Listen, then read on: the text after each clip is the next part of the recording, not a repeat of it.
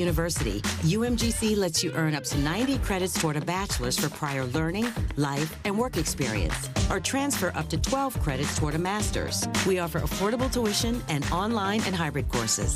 No application fee if you apply by May 30th. Learn more at umgc.edu. Certified to operate in Virginia by Chev. Your new home for 24-hour sports coverage. ESPN Cleveland 1013. It's time for a Don Ledford of Cleveland traffic update on ESPN Cleveland 1013. Don Ledford Chevrolet Buick GMC, located on North Lee Highway in Cleveland. Or visit donledford.com for details. Don Ledford, where we say yes. It's on-time traffic with Commander Chuck. Good afternoon. Watching traffic build right now. 153 across the dam, headed up into Hickson. It's a busy one out here now. 24 up through Missionary Ridge. It's short stopping or delays. Georgetown Road at I-75. Got a little bit crowded a few minutes ago in Cleveland. APD 40 right there over I-75.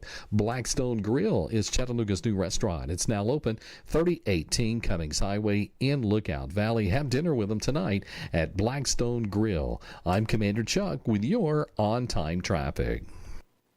Your current Milligan Vane temperature is 83 degrees.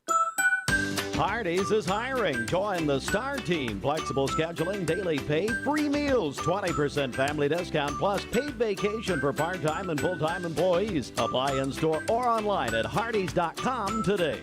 Westwood One Sports presents this special report on the 107th PGA Championship, sponsored by Sleep Number. Sleep better with a Sleep Number. All smart beds and bases now on sale exclusively at a Sleep Number store. Ryan Gerard now has company atop the leaderboard in the first round at Quail Hollow. Aussie Cam Davis matching him at 5 under with a birdie at 4. That's his 13th hole of the day. Started on 10. So 5 holes to go for Davis. Gerard in the clubhouse with the 66. He says he's got plenty of family and friends out to see him making his PGA Championship debut. Gerard from Raleigh, about 150 miles east of Charlotte. 4 players in the house at 4 under, 1 back. Luke Donald, Ryan Fox, Alex Smalley, and Steven Yeager. Disappointing first round for Grand Slam champion Rory McIlroy, a 3 over 74. He's 8 back. Eric Cole lands an ace at the 4th hole, the shortest of the par 3s at 184 yards. Cole even par. I'm Ted Emmerich, Westwood One Sports. Westwood One Sports presents this special report on the 107th PGA Championship, sponsored by Sleep Number. Sleep better with a Sleep Number. All smart beds and bases now on sale exclusively at a Sleep Number store. Ryan Gerard now has company atop the leaderboard in the first round at Quail Hollow. Aussie Cam Davis matching him at 5 under with a birdie at 4. That's his 13th hole of the day. Started on 10. So 5 holes to go for Davis. Gerard in the clubhouse with the 66. He says he's got plenty of family and friends out to see him making his PGA Championship debut. Gerard from Raleigh, about 150 miles east of Charlotte. 4 players in the house at 4 under, 1 back. Luke Donald, Ryan Fox, Alex Smalley, and Steven Yeager. Disappointing first round for Grand Slam champion Rory McIlroy, a 3 over 74. He's 8 back. Eric Cole lands an ace at the 4th hole, the shortest of the par 3s at 184 yards. Cole even par. I'm Ted Emmerich, Westwood One Sports. Esta es la historia del elegido. Como ingeniero de mantenimiento, él escucha las cosas diferente. Para algunos, todo en su taller puede sonar bien, pero él puede escuchar los engranajes rechinar o un cinturón resbalar. Entonces soluciona el problema y sabe que Grainger tiene el producto adecuado para realizar el trabajo. Y eso es música para sus oídos. Llama, haz clic en Grainger.com o visítanos. Grainger, para quienes valoran un buen trabajo. Why choose a Sleep Number smart bed? Can I make my side softer? Can I make my side firmer? Can we sleep cooler? Sleep Number does that. Cools up to 8 times faster and lets you choose your ideal comfort on either side. Your Sleep Number setting. It's the Sleep Number Everything Smart Bed sale. Every smart bed and base are on sale during our Memorial Day event. Up to 50% off, plus free home delivery. Limited time. Exclusively at a Sleep Number store near you. Learn more at sleepnumber.com.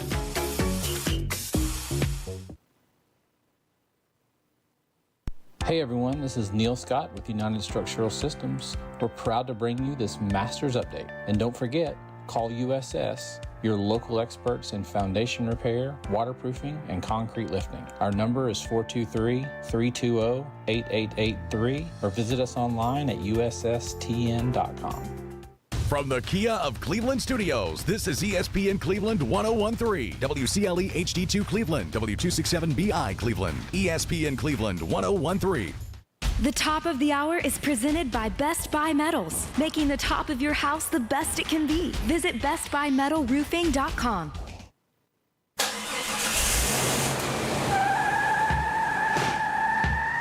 It's time for The Drive on ESPN Cleveland 101.3, presented by Hardees. We will bring you nonstop sports news from the national and local scene and everything in between. So buckle up and join in on the conversation. It's The Drive. Don't take no style. Got a thirst for killing. Black on fire.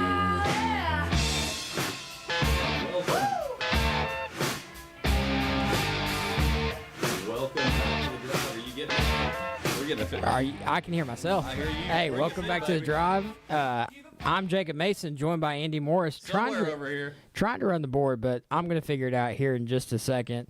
We will see if we get Andy's mic connected. Go ahead and keep on trying. Jacob's super utility. There you go. There you got me. Super utility guy today. Got to give a shout out to Jacob Slim Money Mason in here, pulling double duty, broadcasting the show today again, as well as running the board. So glad to have you back with us, Jacob. It's always a fun time when you're in on the show. And listen, I want to lead with this. This is actually something we're going to do a little bit later, because we got to cover all the good stuff that's going on here in the community. Some spring football games going on tonight, a lot of stuff like that. But here a little bit later, Jacob and I are going to put together our all-time college football draft. So we're going to start today with the running back and tight end positions. Got my cheat sheet over here. I'm not going to let you peek at. Listen, so I made sure. So Jacob and I and Jim and all the co-hosts here on The Drive and Board Ops, we have a shared Google Doc where we map out our show, what we're covering, what we're talking about. We put notes in it.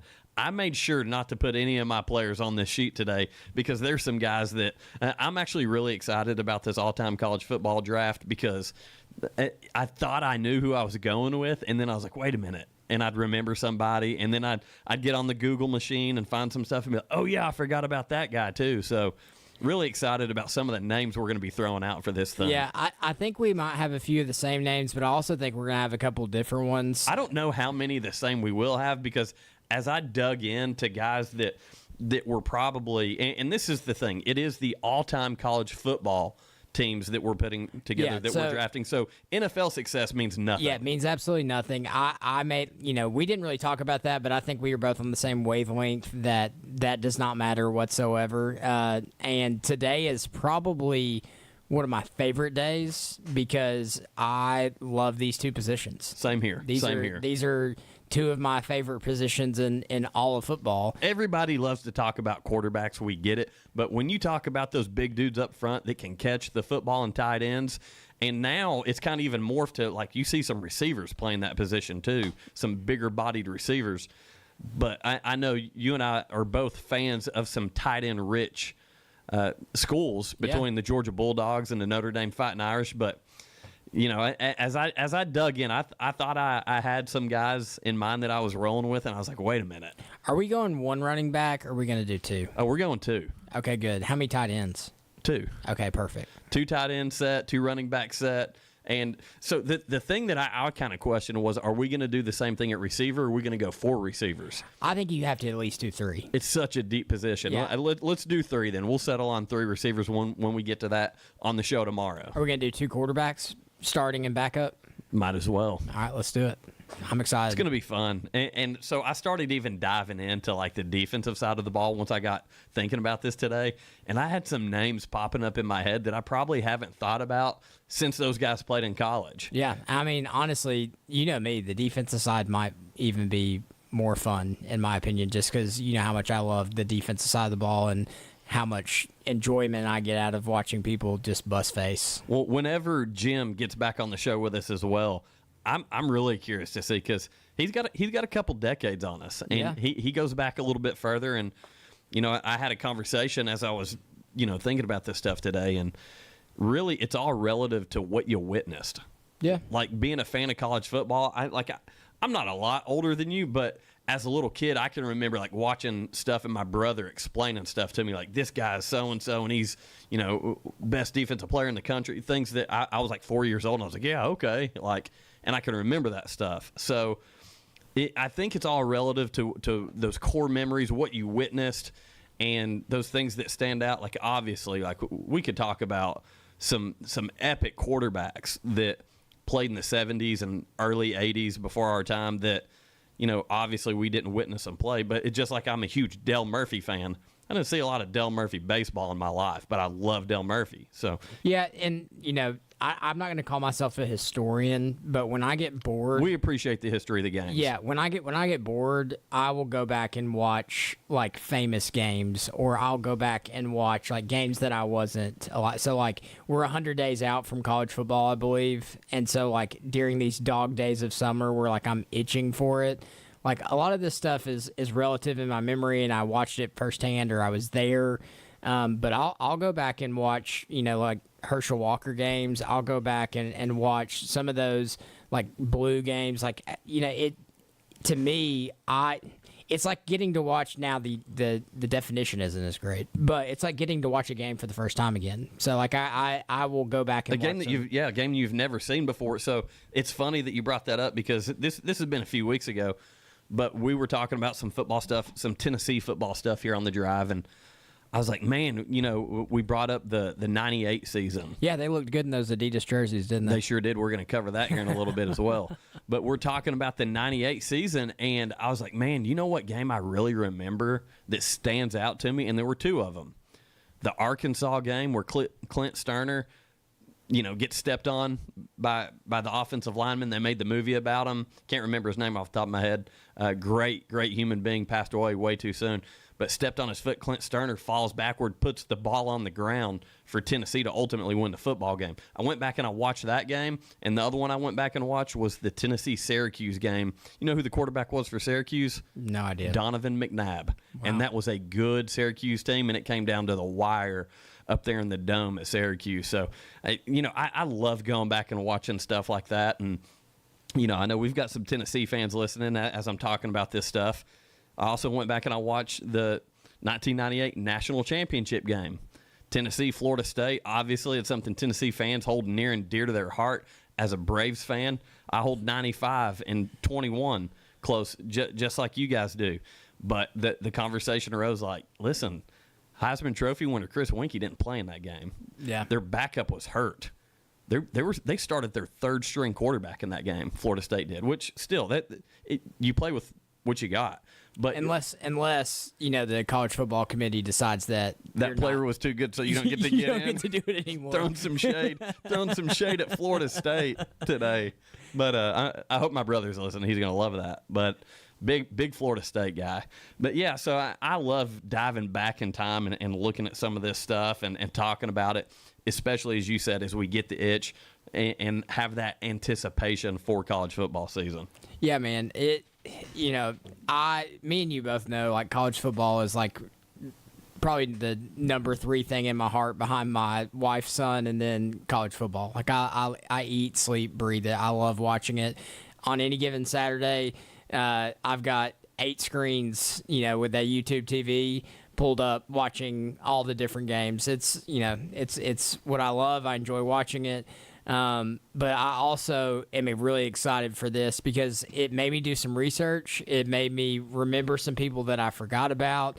And as we continue to do this little thing, I think we need to post each team, so like my team, your team, and Jim's team, and put it up like a poll on Facebook. And who's got the better team? Or better? We can do it by position group. Who's got the better position group? Yeah, and so we'll see what the fans think. Who put together the best? Let's call it the GOAT draft. The GOATs of college football. Yeah, the greatest of all time. But you want to talk some nostalgia, college football.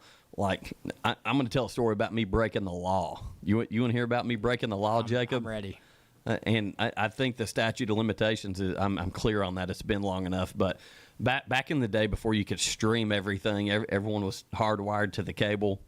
I took myself over to the Radio Shack and got me a cable splitter. I was like 12 years old. And my brother was like, yeah, we're going to hook this up. We're going to watch college football. And we had like 3 or 4 TVs. I think at one point we did have 4 TVs going, and we shared a room, had a big room, and had like a little living room area in it. And we had the 4 TVs, and Saturdays were awesome, man, because, we'd have that ACC game on, you remember Jefferson Pilot, that station?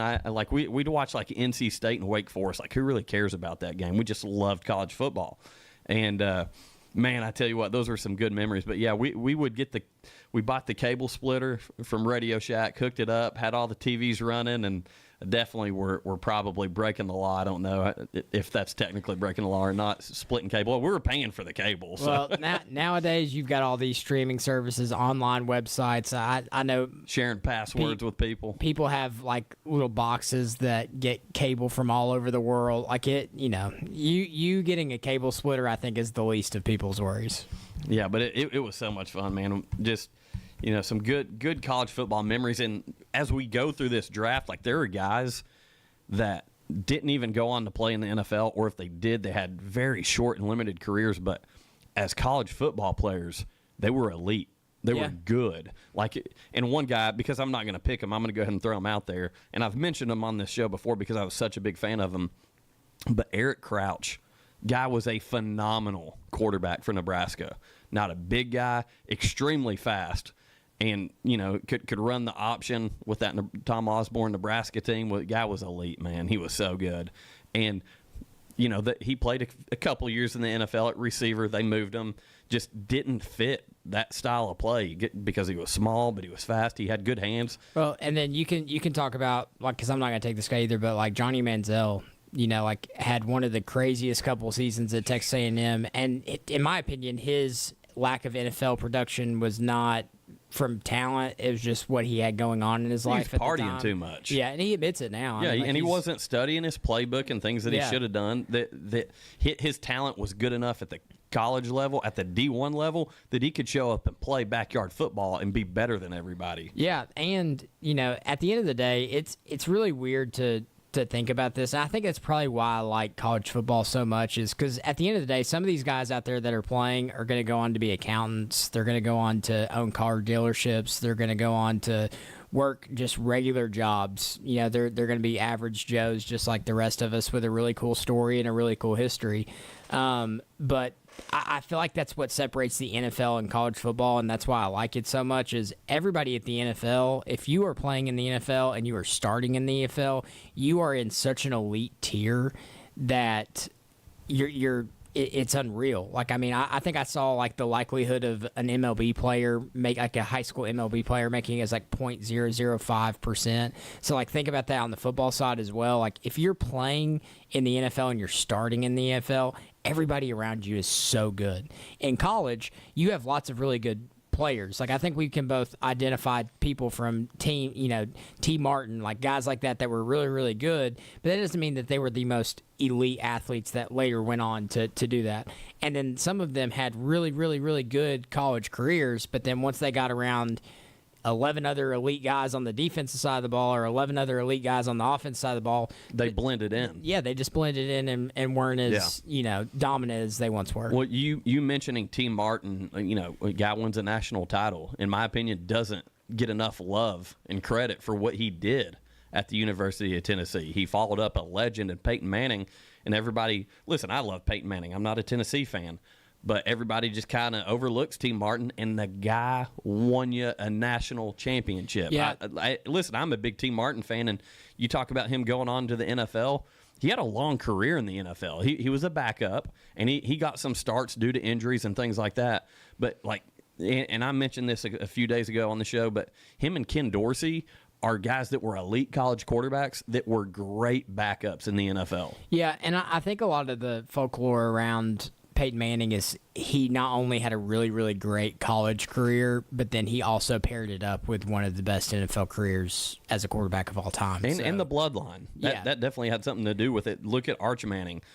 Arch Manning hasn't really done anything yet, and he's probably the most popular college player in the game right now. Yeah, and it's the name, and their family has a name. And there's nothing wrong with that. No, but, I think T. Martin is what we all want in college football now. Like the fact that Gunnar Stockton stayed at Georgia behind Carson Beck and behind, all those guys, and like he stuck true. Like, I want that. Like the DJ Shockley. That says a lot about him because T. Martin didn't have a choice. He had, he committed, he enrolled, he's there, man. He's stuck. Yeah, and like the DJ Shockleys of the world, who could have taken the penalty and tried to transfer and tried to go somewhere else, sat behind David Green for 4 years and then goes and wins an SEC championship. Like, those are the guys that, in my mind, I will never forget. Mason speaking to the Bulldog crowd today. Yeah, I mean, it's because it's what's close to me, and I know, but like those guys that's what we're here for, baby. That didn't leave and stayed, like the T. Martins of the world that stuck it out and then go and went. Like, to me, those guys need to be celebrated and put on like a pedestal at your university because they did it the right way, especially in a world where today where like you don't like the NIL package you have, you don't feel like you're getting enough playing time, whatever it is, you're hopping ship like that. And somebody brought up the Nico situation. We were talking about it or listening to it on the radio, and something that these kids don't realize is like once Nico left Tennessee, like he was dead to a fan base. Like, absolutely dead to Tennessee fans. Like, if he ever moves back to Nashville and wants to start a podcast or whatever and says, hey, man, can I rent that building? They're going to be like, no. That or you can rent it for double the amount. Well, imagine he ends up at some point getting drafted by the Tennessee Titans. Let's just say that's a scenario. I know they got Cam Ward, and that's probably going to work out for a long time, hypothetically speaking. Let's say he gets drafted by the Tennessee Titans because they think he's worthy or whatever. He might get booed at that home stadium more than he ever gets cheered. Yeah. And that's what I'm saying. Like, to me, like, the loyalty aspect of college football is starting to die a little bit. So, like, guys like T. Martin, I know we went off on a little rabbit trail, but, like, those dudes that did it right and stayed and had success, like, I think there should be a special place in all of the Hall of Fames that you have at your universities for guys like that. Just like Jacob thinks there should be a special place for steroiders in the Major League Baseball Hall of Fame, right? Off to the side a little bit. Yeah. I'm honestly on the same page now. But, hey, listen, fun opening segment here, getting hyped up for that college football draft that we're about to do, the all-time greatest draft. It is going to be neat because we're all going to have very differing opinions, I think. And it's such a large pool to choose from. I'm excited to see some of the names that come up. And I'm making a prediction right now. I don't think you and I are going to have anyone that's on the list that are the same. Okay. Any position. On the offensive side of the football. Yeah, I agree. Wow. Okay. I do not think that either one of us will pick the same player. Are you going from the standpoint of greatest of all time, or are you going from players that you just like from all time? Because, like, I mean, like, if I'm not going back to Notre Dame 1920s. I'm not doing that. Right. But, like, are you going to be like a homer? Because here's the thing. We're not going to get in there today. We're not going to get there yet. There's too many Easter eggs that we're dropping. We'll save it for the draft here in a little bit. Yeah, so with that, we're going to take a quick break. When we come back, we've got to talk about some local high school sports. A big talking point, though, as reported today from the Knoxville News Sentinel, I believe. Is that right? Is that the name of this paper? Anyway, it's reported that the Tennessee Athletic Department could be making the switch from Nike back to Adidas. We'll talk about it when we come back.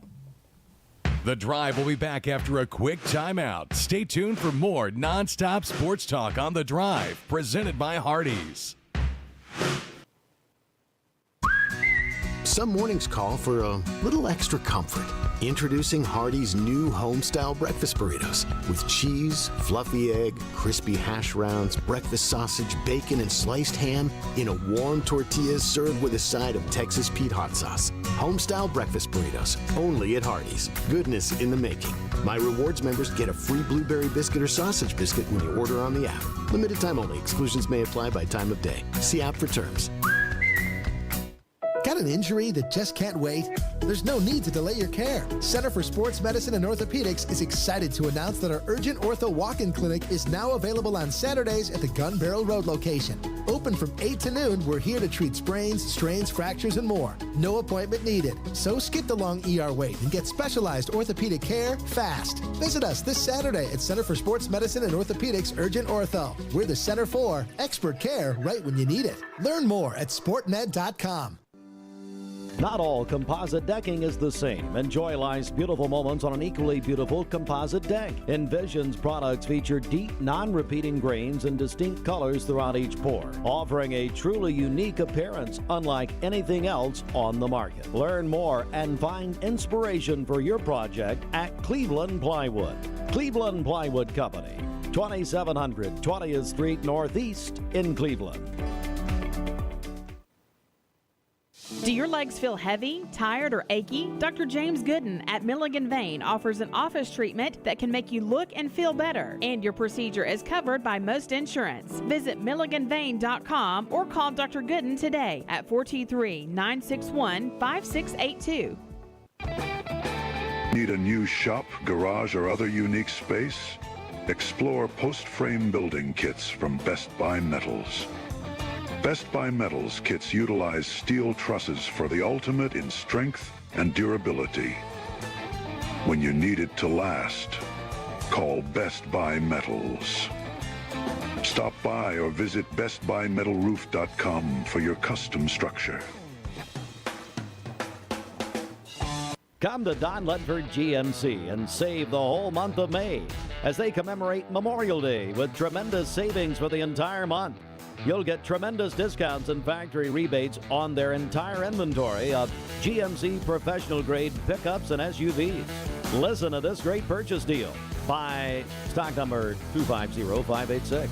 A 2025 GMC Sierra 1500 Crew Cab Elevation Series 4-wheel drive that has an MSRP of $58,825 for only $47,720. That's over $10,697 in savings. That's a truck and a price you don't want to miss. And hey, they have special leasing options available as well. Don Ledford GMC, North Lee Highway, Cleveland. DonLedford.com for details and a trade assistance coupon. Don Ledford GMC, where they say yes. GMC, we are professional grade. Stock number 250586. Price includes all qualifying rebates and is plus tax, tag, and title and dealer fee of $649. Must take delivery by June 2nd, 2025. Welcome back to The Drive, presented by Hardees. Join the conversation. Text 423-749-1013. You can also listen anywhere on our website, ESPNCleveland1013.com. Welcome back to The Drive. Andy Morris here along with Jacob Mason, and covering a lot of fun stuff today. Obviously, Atlanta Braves, we'll get to those guys here in a few. Unfortunately, lost last night. But today, the businessman special, they took care of business, Jacob. Big win to take the series 3-1. Yeah, hey, I know our school was on a field trip down there today, watching the Braves play.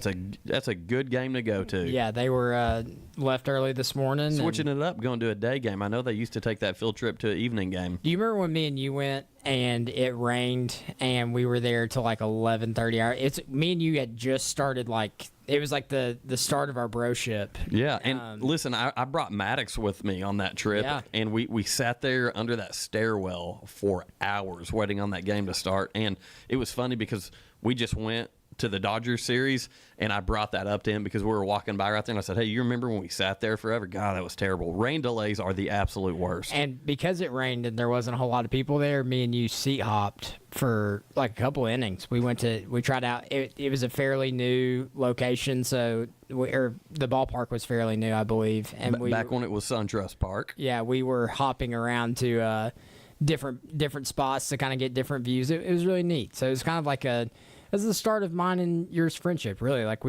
I rode down with you that day, hung out with you. It was awesome. That's when he figured out, I either need to be friends with this guy or I need to get really far away from him, right? I got sucked in. got sucked in. But no, listen, we've been talking sports ever since, no doubt about it. And as we do that, we got to go ahead and get this out there because right now it's 5:24 as you're listening to The Drive here on ESPN Cleveland. We've got some spring football games going on here in the community. At 5:30, the Ocoee Middle football team, new head coach John Weiss, they're having their spring game at Walker Valley High School. Once again, that's starting at 5:30. The blue gold game, as they like to call it, and that's going to lead right into Walker Valley spring game, which starts at 7 p.m. at Walker Valley High School, and they're facing McMinn Central. To give our repeat listeners an update on the John Wilson sweepstake, We've got him at a volunteer basis. He's out there a couple days a week learning. For some clarity for our listeners, we interviewed Coach John Weiss, the new head coach of the Ocoee Middle football team, and he called out Ocoee Middle baseball coach, a good friend of ours, John Wilson, saying that he wanted him not only to coach football but expected him to coach football with him, and it kind of got things started. So apparently John Wilson is part-time football coach, is diving into the gridiron and making sure he's picking up his playbook to make sure he can make some calls, I guess. Yeah, but that's a fun event. It brings out the middle school and then, runs right into high school as well. And, again, we're getting the itch for football. We're 100 days away from college football starting, and, high school football starts faster than that. So these guys are going to put in a lot of work this season. Excited for all three teams that are out here, Yeah, hey, 5 days away, May 20th, Bradley spring game. They're taking on Ray County. Yeah. Listen, I'm excited about that because obviously we saw Bradley's team.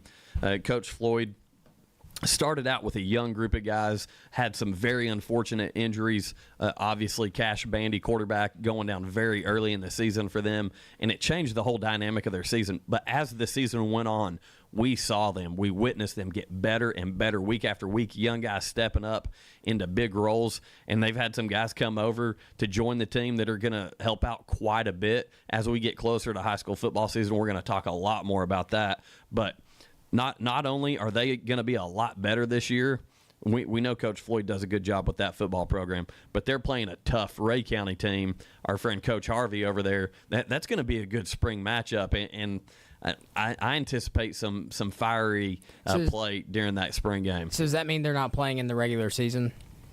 Bradley and Ray County, no. No, okay.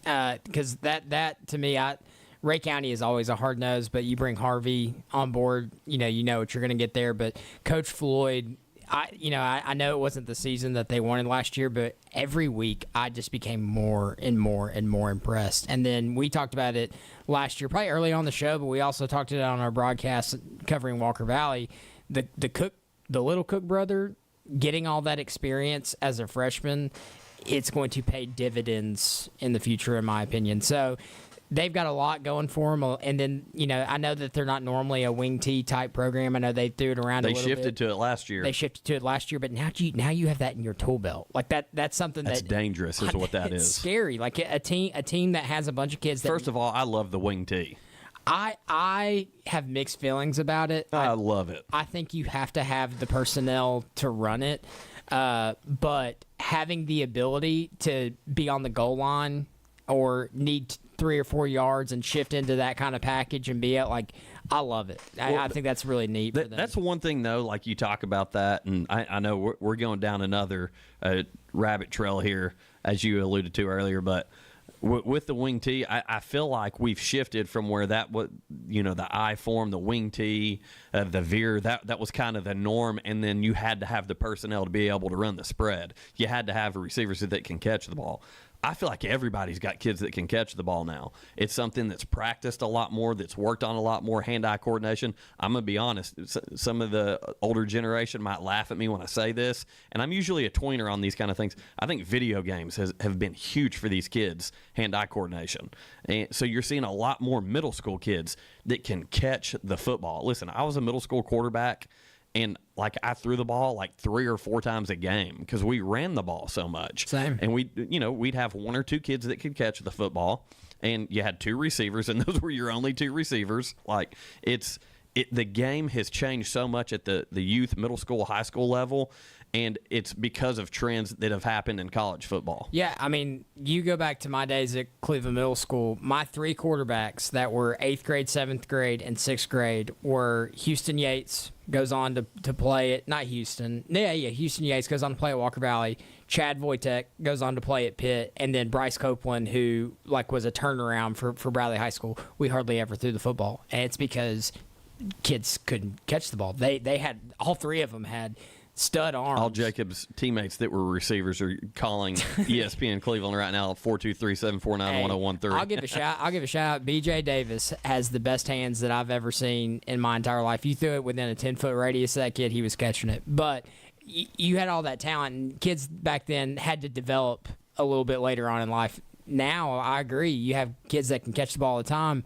The wing is just not something that you go practice for. Like, I know when Georgia used to play Georgia Tech and they had the wing tee, Paul Johnson, man. In week 11 or 12, they would have to practice 15 minutes a day so that they would be prepared for week 10 of the football season. Again, as a Notre Dame fan playing Navy every single year, you've got to know how to defend that. Mm-hmm. And so it's a neat wrinkle, and you're starting to see that movement in college football, again, where teams are starting to explore in the wing tee and even kind of running it out of the spread, some hybrid forms of it. So it adds such a cool wrinkle. And with that option now that Coach Floyd has to go into that and guys to understand the terminology, that's the biggest thing with high school kids, understanding the terminology, understanding the assignments. Them being able to do that's going to be a huge, huge wrinkle for Bradley football.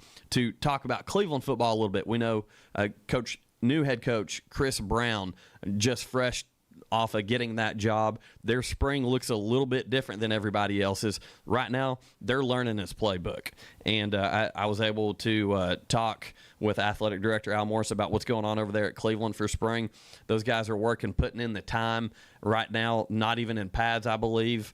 And they're trying to buckle down together, get that cohesiveness, learn the offense, learn defensive calls. So they're kind of, when you hire a coach late, and that's one thing we talked about it on this show, like it sets you back in spring, but they're going to have plenty of time in the summer. Once you go to full pads, listen, the hitting comes. That's not a priority right now. It's huge. It is an advantage to get these practices in. I mean, I would rather have them than not have them, but when you're having to start from scratch like they're doing later in the game, I think it's important. You got to know your playbook. I mean, you can show up and hit someone hard every day of the week, but you got to know what you're doing. You got to, we were just talking about terminology. You got to learn that stuff. So they're putting the time in, but no spring game scheduled for this year. But those guys are going to be out there with each other working to make sure that they have a good product on the football field in the fall. Yeah, for sure. It's exciting. High school football is right around the corner. I can't wait to start. Hopefully, we'll give the coaches some calls this summer, see how things are going. But exciting times. Middle school, high school, then it leads into college, and then the NFL is right around the corner. Okay, so this is what we teased before we went to our commercial break. Tennessee Athletics could be making the switch from Nike to Adidas. I think the fan base will revolt. They already are. So, listen, the contract for the University of Tennessee Athletics with Nike, that contract expires in 2026.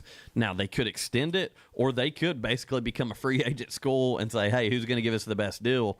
And it could be Nike again. It could be a new deal, and they might say, yeah, we're just going to stick with Nike. But there is a lot of rumors out there that Adidas is pushing to be the company that is with the University of Tennessee, that is marketing UT products to not only for the teams to wear, but for everybody to purchase in stores. There's so much more that goes into this than just the teams on the court or on the gridiron or on the diamond. So Adidas is really making a push to make this happen, and this was reported by the Knoxville News. And going back to 98, Tennessee wins a national title. You know what they're wearing? Adidas. Yeah. But a lot of fans, as this article goes on to say, associate it with when the Adidas era ended in 2014, not necessarily the best time of Tennessee football. I'll be honest. I think the biggest gripe with Tennessee fans about Adidas is like when the moment they switched to Nike, the Vols had a color. Like, it's always been orange, but like you could go up to Knoxville and look at 20 different fans and they would be wearing 20 different shades of orange. When they went to Nike had their color palette and it stuck and it was on everything. Obviously, Nike is, in my opinion, the premier brand of sports when it comes to apparel and all those things. If you look at college football, the national champs every year for I can't even tell you how long they've been wearing Nike. Yeah. And so that's kind of a thing amongst the kids, and I'll let you explain that. Yeah, and so to me, it's the brand that the kids are wanting to wear. It's a recruiting tool. I mean, all of those things. You think about Nike and what it does even in the shoe game. like shoes of Nike. So schools getting different custom Nike shoes, all that. It all bleeds into it. But Adidas has some homegrown turf with UT. And, you know, with today's technology and knowing what they did wrong in the past, I could very well see them making a push and trying to give them a deal that is hard for Knoxville to refuse, because Nike's going to say, hey, this is what we give to, you know, Georgia, this is what we give to Alabama, this is what we give to blah, blah. That's our bottom dollar. Adidas is going to say, we want your business back, and what do we have to do to get it back? So it's going to be interesting to see if, you know, up there in Knoxville, they listen to the fans', you know, cries, or if they are wanting to save a little bit of money there. Yeah, and this is one thing that when I think Tennessee football during the time period of when I was really paying attention to it as a kid, like they were wearing Adidas. Like when I think about Peyton Manning, I believe it was like maybe his freshman and sophomore year, they were wearing something like off the wall, like Bell or something, like or Russell, one of those brands that you just don't really, you know, associate as a major brand in sports. Once they made that transition to Adidas, like I just remember the away jerseys, those white jerseys with the big orange numbers outlined in black, and that number 16, Peyton Manning's in it, had that Adidas logo. Like that makes me think of Tennessee football. I know that there is this Nike movement. Everybody loves Nike, yada, yada, yada. I'm not going to get into why I'm not a huge Nike guy, but I think this might be a good move. I like Adidas. As a Notre Dame fan, we were in Adidas school for a long time. As a fan, I love the products that I could buy. But I think, if anything, the point you made that Adidas could kind of, you know, with the awareness now in the apparel game, look at the teams that they already have. Like Texas A&M comes to mind, and they've got some cool uniforms, man. They've got some cool gear. And I think that you're going to definitely see some pushback from the younger generations. I don't think the older generations care as much. But at the end of the day, it's going to be dollar signs. Who is going to be able to front the most money? Yeah, so some of them like Arizona State, Georgia Tech, Kansas, Miami, North Carolina State, Louisville, Mississippi State, Nebraska, Washington, Indiana, Texas A&M. Miami, man. Yeah, I mean, Texas A&M is always I know it's very simple, but they always have clean stuff. I think this is going to be an outcry from the fan base to say no, because it's the apparel that they want to wear. And everybody's stocked up on these cool Nike shoes. Yeah. What is it, the Pegasus that everybody has, the team edition shoes? Yeah. So that's definitely a fold in this whole thing. Well, and let's be honest, like Nike is just more, it's accessible to everyone. And so when your brand is Nike, you can go to a Dick's Sporting Good and literally have 5 different shirts that are Tennessee shirts that are Nike brands, because they just pump it. So from a fan standpoint, I could completely understand why you're sitting there saying, please let me keep Nike. Well, even like on ESPN, like the big ESPN, not ESPN Cleveland, but like when you turn on the network on the tube, like they even talk about like Nike schools in the college football playoff or yada yada. Like they throw out these stats and they talk about it. So these recruits are aware of that. It being the NIL period, I don't know how much of an effect that's going to have when you're talking about getting a paycheck now. The jerseys might not matter quite as much as they once did. Now, hey, listen to this. This is a thought. What if Adidas approaches Tennessee and NIL package? Yes, NIL packages for I like where your head's at. I mean, honestly, like you're talking about trying to sweeten the game. Like I don't think a Tennessee fan would be really upset if they go get another Nico type quarterback based off an Adidas deal. A la Oregon and Nike. Like, yeah, I mean, honestly, like if Adidas is wanting you to be their front runner and says we're willing to give you, you know, this type of NIL money, I don't know how you turn that down, because right now NIL is king. Well, that's one thing, and I think, and I'm sure people get tired of hearing me talk about them, but being a Notre Dame fan, we're an Under Armour school. I love Under Armour. I think Under Armour is the example of, listen, you can have a deal with a university and have good products that, you know, the younger generation likes. I think Adidas can get on board with that. I think the problem was initially is Adidas almost kind of got complacent. They weren't doing a whole lot. They weren't changing a whole lot up. But like when I brought up Miami a minute ago, University of Miami, when I think of them, you know what I pictured? Devin Hester wearing a Nike jersey. Like I think Miami's a Nike school. But here recently, Adidas has done some really cool stuff with Miami. Yeah. So, at the end of the day, it just comes down to money, though. Yeah, it's all going to boil down to. And here's the thing. I mean, in my opinion, if wins and losses are what matter, if Adidas approaches you and says, we're willing to commit this much money to your NIL, go with it. I'm in. Whatever's going to make your team better. Don't worry about the logo on the shirt. Yeah, because, I mean, Nike is so worldwide, and they're so represented in college football. They're not changing up a package for Tennessee. They're going to tell them, hey, this is our base that we give to everybody else. Adidas may be calling with a different offer. It might be something Tennessee fans might need to think about and really say, is it worth it? Yeah, I think that'd be pretty cool. Hey, let's go on over to some local high school sports.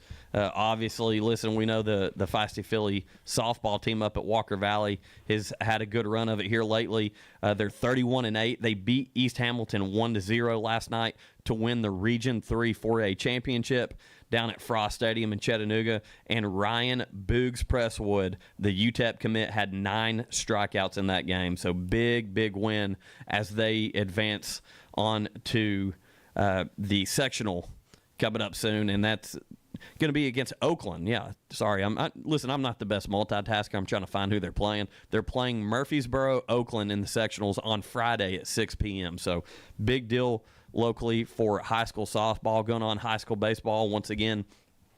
Cleveland at Blackman. That game tonight at 6 p.m.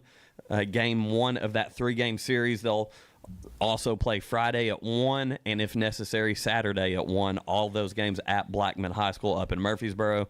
Again, as long as weather's not an issue. Bradley, listen, Coach Adams, he's got the Bears rolling. They're hosting Siegel tonight, 6 p.m., so as soon as our show's winding down, you can head on over to Bradley and watch the Bears take the diamond against Siegel. And tomorrow, same time, 6 o'clock start.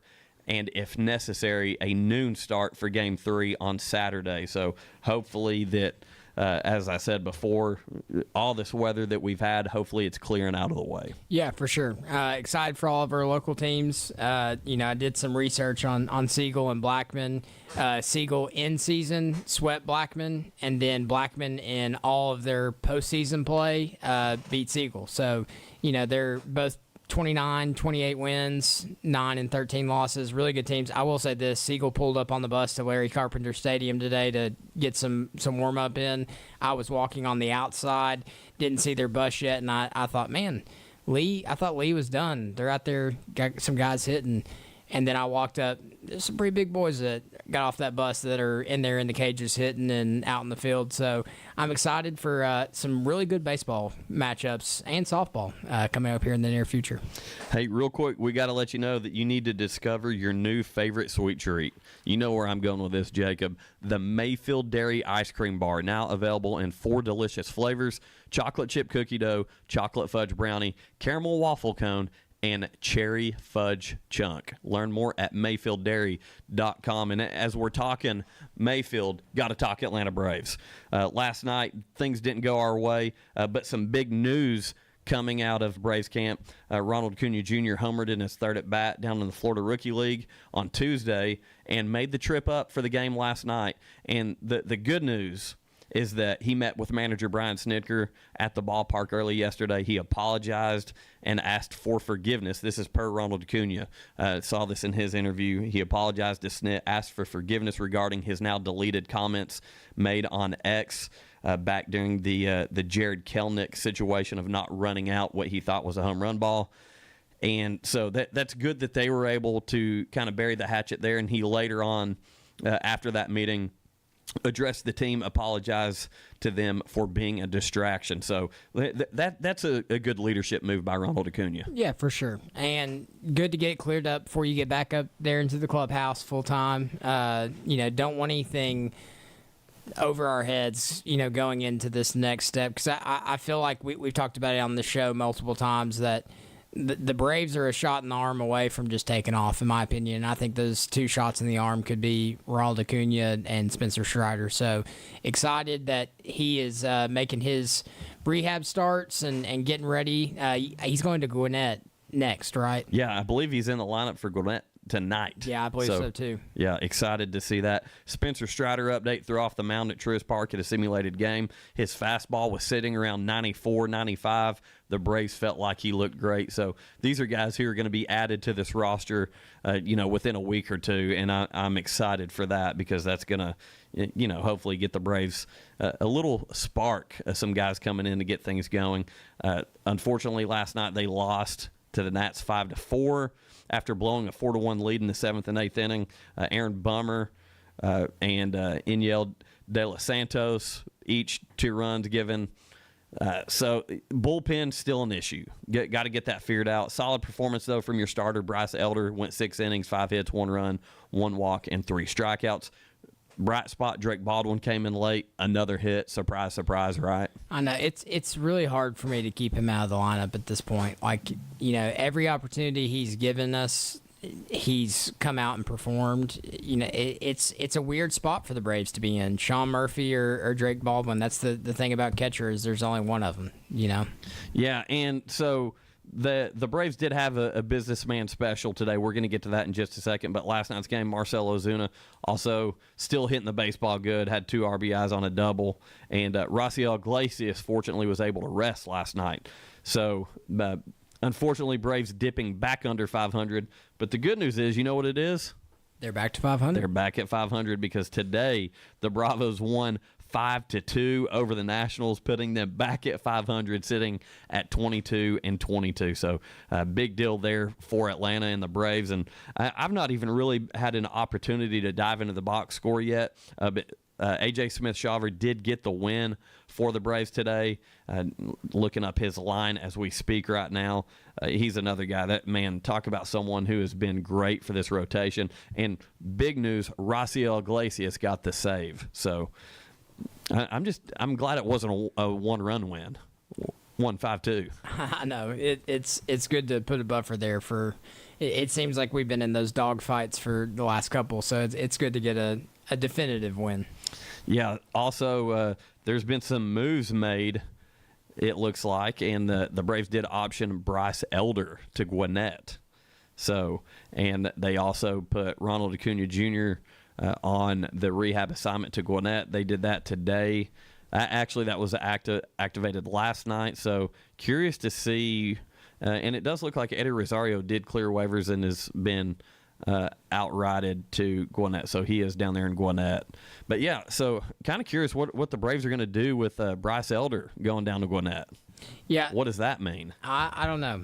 Yesterday, that was kind of my thought. We kind of got busy and didn't talk about it, but is he a guy that the Braves believe in, or is he a guy that they just want to chew up some innings? Hey, got to give a shout-out to a key contributor here on the drive, our friend Josh Rogers.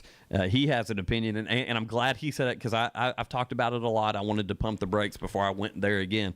But he even said it could be Ian Anderson, Kimbrel, or the Spencer Strider move. And this is the one I've talked about a lot, Craig Kimbrel. You want to help the back of your bullpen, give the guy a chance. Yeah, because in my opinion, I don't know that the Braves have lost a whole lot of games because the starters haven't done what they're supposed to. It seems like late in games we find a way to make things interesting. So, if you can bring up a it might be Jesse Chavez again.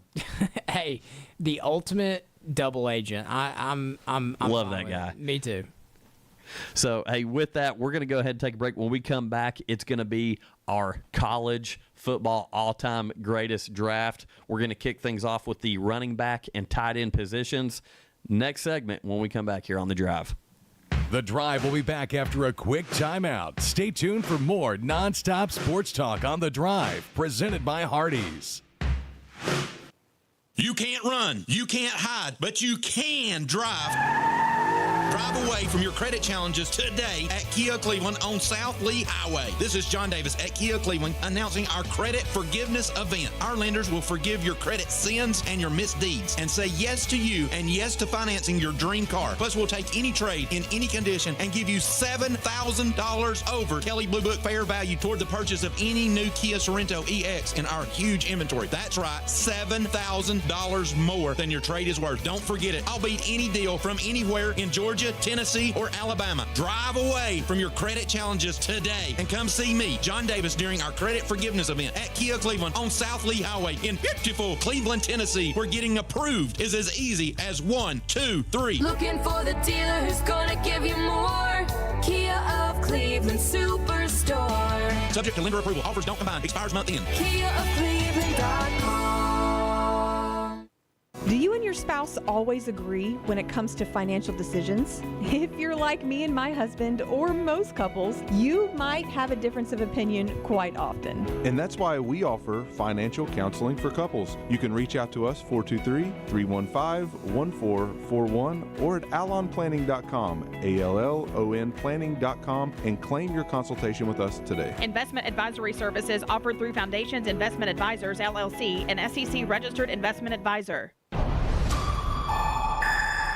ESPN Cleveland 101.3 is powered by Duracell. For a quarter of a century, Mix 104.1 has been taking you out to the ball game. Swanson to first. The Browns are world champions. Since 2000, Mix 104.1 has been the home of the Atlanta Braves, and we're celebrating by giving away tickets to Atlanta Braves games all summer long.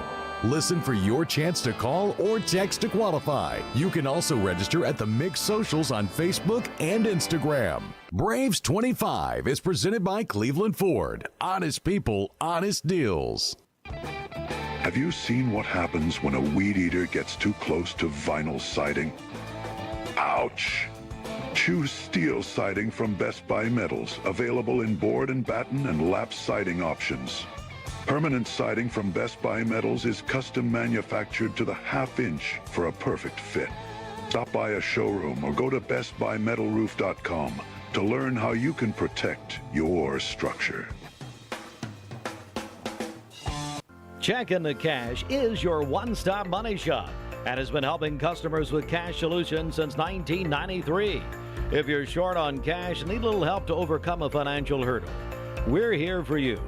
Our Chattanooga area stores, including Cleveland and Athens, offer payday loans and flex line of credit options. We understand that doing the research for these loans can be overwhelming. That's why we strive to make the application process simple and convenient. We also provide quick in-store services like check cashing, money orders, wire transfers, and even gift card buyback. Want to learn more about your options? Visit our website at checkintocash.com. Our lending decisions are made quickly, and if approved, you can have cash in hand. Take the first step toward a bright financial future. We're here to help. Not all consumers will qualify. Eligibility, rates, terms, and conditions apply. Rates, restrictions, and fees apply to store services. Please call or visit your local store for details. It's Thursday, so Singo is at Aubrey's at 7 o'clock, and you can get prime rib after 4. Aubrey's Cleveland. The Drive will be back after a quick timeout. Stay tuned for more. Welcome back to The Drive, presented by Hardees. Join the conversation. Text 423-749-1013. You can also listen anywhere on our website, ESPNCleveland1013.com.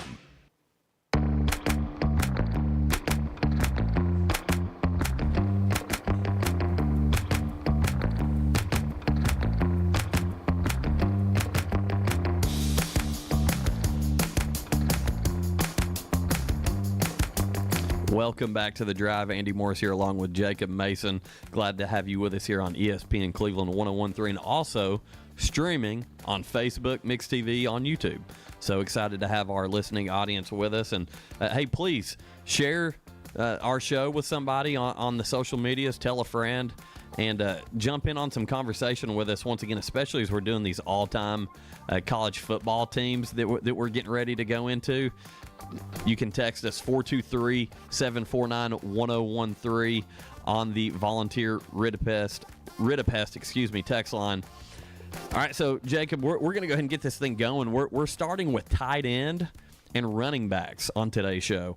So I'm gonna be courteous and give you the first overall pick with tight ends. Well, if you're giving me the first pick, it's an easy one. We're going tight ends, correct? Yeah, tight end. I'm going the greatest tight end of all time from the University of Georgia, Brock Bowers.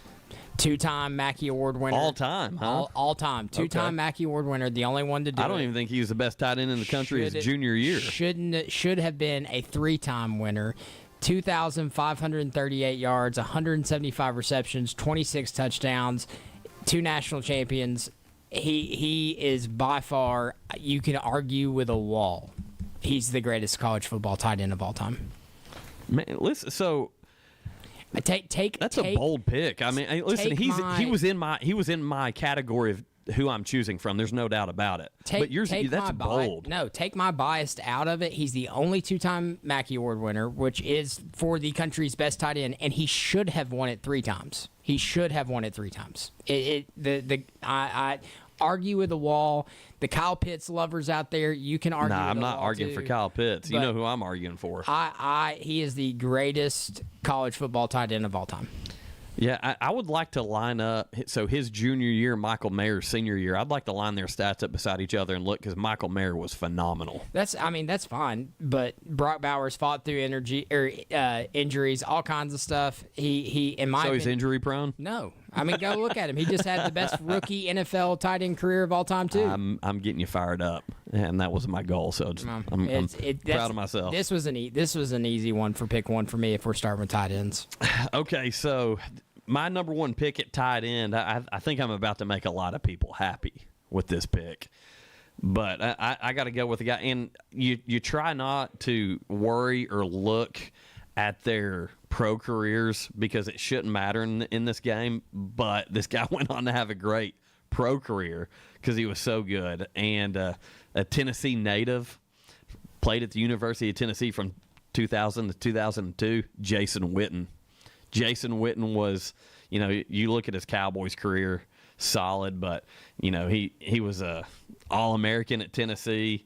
And look at his NFL stats are amazing. And I know this isn't an NFL thing, but he was that way in college, man. Like, just such a physical presence. And I was torn between him and a couple guys because I wanted to kind of change my style up at tight end, but had to go with Jason Witten with my first pick. And you could argue that he is the greatest college tight end of all time. So now that I've gone with somebody recent, I'm going to throw it way back. I got into my bag for this one. Got into my absolute bag. Ozzie Newsome. Oh, that's a great one. Alabama, 1974 to 1977, 2,070 yards, 102 receptions, 16 touchdowns. First tight end with a 2,000-plus yard in college, and went on to be an NFL Hall of Famer. So yeah, that's a definitely a no-brainer. As far as name check, that's a good one. Yeah. Yeah. All right, who you going with? There's one guy that I'm still kind of looking at Jason Witten a little bit here. That's why I'm kind of paused, because I would like to see him and Brock Bowers' accomplishments beside each other. Stats beside each other. Yeah, the 2002 season, Jason Witten was just phenomenal for Tennessee. Had 39 receptions, but he was a great blocker, man. Like, yeah, and he was a do-it-all true tight end. Yeah, and again, that's kind of why I went. Brock Bowers can play in the slot. Brock Bowers lined up at running back. He lined up at fullback. Heck, I'm pretty sure they direct snapped him at quarterback one time. So, like, he was a do-it-all football player that just played the tight end position as well. But that's why I wanted to go back and give some love to the old school tight end. To me, that honestly, everything that I read was kind of what broke out the tight end position with Ozzie back in 1974. So that's a good listen. That was a really good pick, honestly. So I'm going back, but not quite as far as you went back.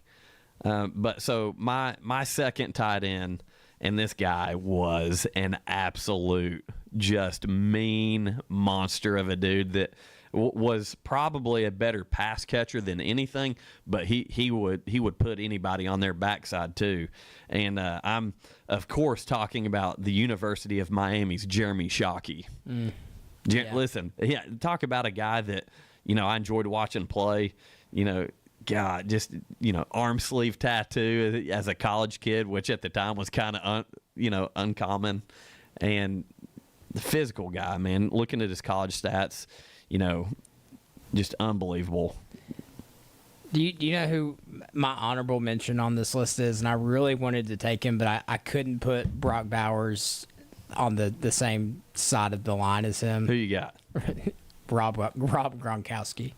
Yeah, but see, I feel like he was more known once he got to the NFL. Dude, he had a heck of a college he did, but a lot of people didn't know him. I know, but that doesn't take away the fact that this is our all-time list here, Jacob. I'm still saying he 18 yards per catch. I mean, like he was a stud in college too. Yeah, I'm trying to document. So obviously, I'm sure you thought I was going to put Michael Mayer or a Notre Dame tight end on this list because that Notre Dame's kind of known as tight end U. Between him and Kyle Rudolph, I was really I wanted to use one of those guys, but Jeremy Shockey, between him and Kellen Winslow Kellen Winslow Jr. was tough for me. But hey, we're going to go ahead and go on over now to running backs, and you can have the first pick here. Okay, first pick in running backs. I don't. This is where I don't think we're going to have anybody the same. Interesting. I really don't. So, looking at the running back position, I was torn with a few guys, but with my first overall pick at running back, I'm going with Warwick Dunn from Florida State University. Interesting. Mr. Lightning. That's very interesting, and you're going to understand my approach here in a minute. Okay. If you're going to lob me a softball, like I'm gonna have to hit it. It's Herschel Walker.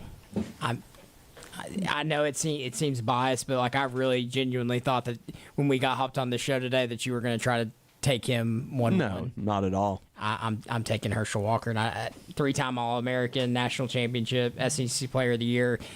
He's the only player I'm pretty sure ever to finish top 3 in Heisman voting all the years that he played. So it was a lob for me. 5,259 yards. Can't go wrong with Herschel Walker. 55 touchdowns. You're a UGA guy. You got to go with your guy. He's in the conversation. There's no doubt. Again, argue with the wall. He's the greatest running back of all time. In college. Bo Jackson might say, whoa, hold up, son. He had more yards than Bo Jackson and who was it? It was somebody else combined. You can argue with the wall with that. I'm sorry. Okay, so this next pick is where I'm torn. So I went with Warwick Dunn with my first pick. Okay. And again, this isn't who we think are the best. It's we're assembling our team and who we want on our team of the best that are out there. Okay. The reason I went Warwick Dunn is because he's the Lightning. You want the Thunder? Ricky Williams, Texas. Dadgummit, that was my 2. Was it? Yep. Yeah, that guy, and to be the Thunder, he could take off and leave you too. So I love my backfield having Ricky Williams and Warwick Dunn back there. You've got your speed back that can pass catch the football, and you got the guy you can run between the tackles. And I was so torn between Ricky Williams and LaDainian Tomlinson. Yeah, Ricky Williams was my 2 pick. He played 1995 to 1998, 6,272 yards, Doak Award winner twice. He's the NCAA career rush leader, won a Heisman, 72 touchdowns. He's unreal. He was unreal. For me, I also thought about this too, trying to pair 2 different types of running backs, and you're going to absolutely hate this pick. You're going to loathe this. No, go Reggie Bush. I already knew where you were going. I'm going Reggie so Bush. I actually, Jim and I were talking on the show the other day about the best players ever, any position, and he is in that conversation. Yeah. It's hard not to put Reggie Bush on your roster. I left him sitting there for obvious reasons for you, but yeah, I'm very happy with Ricky Williams. I mean, I think that's a guy who is in that conversation of the best running back in college football history. Yeah, I mean his career stats are unreal, and when doing this, I went back and I wanted to watch some tape on some of these guys to see, because again, like for me, Ricky Williams, I was 2 years old when he started his college career, so like I wasn't tuning in to him. But when I saw the stat sheet, I was like, man, I need to go. That he was crazy. But I mean, think about the names that we left off of this list: Barry Sanders, Bo Jackson. Oh, hey, Josh Rogers is letting us know that we left Bo Jackson off the list. Listen, I mentioned him, Josh, okay? Archie Griffin. I mean, like, there's some big names that we left, hanging there. And I could have went Ricky Williams and Bo Jackson, I get it, but the reason I went with Warwick Dunn is because he is a speed, pass-catching, just a guy that was hard to bring to the – and I know Bo Jackson was too. There's not a wrong answer here, so. Yeah. I mean, to me, when thinking about this draft, you want a running back that is going to, run through a wall. And then for me, like same with you went with a speedster. I went with a guy that could catch the football out of the backfield, but also just made people look silly. I mean, we're leaving guys like Eddie George off this list. I mean, the list of running backs, especially elite running backs in college football, could go on and on and on and on. And I almost wanted my Thunder to be Jerome Bettis, but Ricky Williams was better than Jerome Bettis, and I love Jerome Bettis, and he's definitely a guy that's in the conversation. But yeah, so this is something that we're going to continue to do by position, and whenever we get Jim on the show with us, we'll get him caught up as well. So I already know he's going to bring on some Ohio State boys, just like you did some Georgia. Archie's there for the taking. What a career at Ohio State he had: 5,589 yards, only two-time Heisman winner, 34 straight, two-time running back, I believe. He's the only two-time Heisman Trophy winner. Period. Tim Tebow came close. Oh yeah, that's right, but didn't do it. That is right. Tim Tebow is also one of those people you talk about. Heck of college careers, not super great NFL career. I think NFL did him dirty. Dude was a winner. I hate Florida. Can't stand Florida. But like the dude won ball games, and then when he was in the NFL, found a way to win ball games, and still the media / NFL kind of shut the door on him a little early, in my opinion. So, but. Yeah, this is going to be fun. Once we get them all compiled, one, let us know who we left off. Like our good buddy Josh, let us know who you think we should have taken. But also, we're going to do a little vote and see who came up with the best of all time. I got Jason Witten, so I'm winning right now. But, yeah, fun game here on the show. We're going to keep that going as the college football season gets a little bit closer. But, hey, did you hear about legendary ESPN anchor Chris Berman? I did.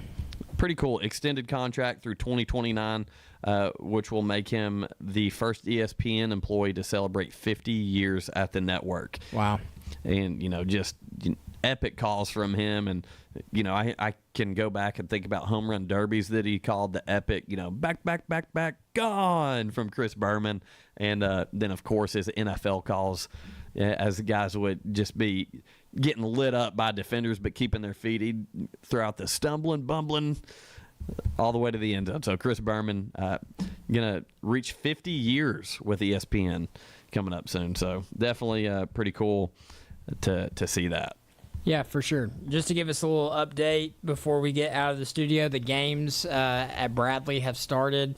Bradley is in the bottom of the first, so they got through the top without any runs being scored. It is 0-0. And if you give me a second, I can hop over to Cleveland and see if they have started yet. They have not. So okay. But Bradley is, if you're in the car and you're wondering what you should go do, go check out some high school baseball over at Bradley High School. Yeah, and of course the PGA championship at Quail Hollow started today over in Charlotte, North Carolina, and currently it looks like they are. Let me see here. We got a couple of players tied at first at 5 under, and that is. I'm using this app, so I'm trying to navigate this thing. Here's the little leaderboard. There we go. The way the day started, some of the guys you thought that would be sitting up top, they struggled, man. Yeah. And I believe it was hole 16 where there were just a lot of miscues. But Ryan Gerard and Cam Davis are currently tied for the lead at 5 under there at the PGA Championship at Quail Hollow. So we'll keep you updated on that here over the weekend as well. Come back next week and talk about that. But, hey, tomorrow you're back with us, right, Jacob? I am. I'll be back on the drive. All right, I wonder if we're going to get you doing double duty again. Hey, I enjoy it. I'm not very good at it. Super utility guy. Listen, you got music playing and everything. Hey, a blind squirrel every once in a while. I'm learning. It's a process, but we'll get there. Hey, so can I make a trade as we exit the show today? Yeah, let's do it. Bo Jackson for work done. Yeah, I didn't know what you meant by trade. No, you're locked in. Listen, I'm good with work done and Ricky Williams. I'm happy. You are locked in. I'm happy. I am too. You give me a little bit of Herschel, and then Reggie Bush is honestly what I grew up on. Like watching him, I'm good with mine too. I almost went Jamal Lewis just to keep getting them votes, boy. You've been listening to The Drive for Jacob. I'm Andy. Glad to have you with us today. We'll catch you guys tomorrow, same time right here, 5 o'clock. Oh, by the way, tonight, almost forgot, Oklahoma City Thunder at the Denver Nuggets, 8 p.m. right here on ESPN Cleveland 101.3. Have a great night, everybody.